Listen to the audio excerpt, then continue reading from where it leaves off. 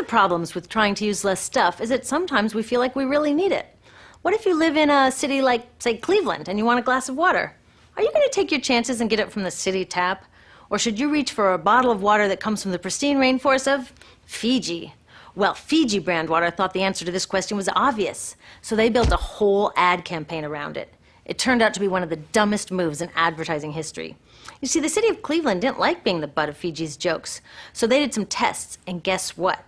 These tests showed a glass of Fiji water is lower quality, it loses taste tests against Cleveland Tap, and costs thousands of times more.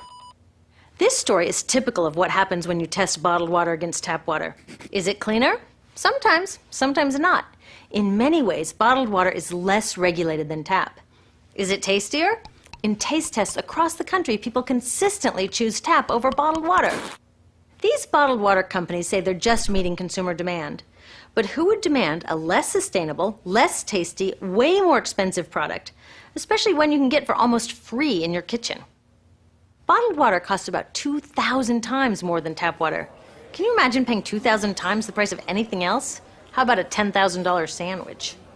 Yet people in the U.S. buy more than 500 million bottles of water every week. That is enough to circle the globe more than 5 times. How did this come to be?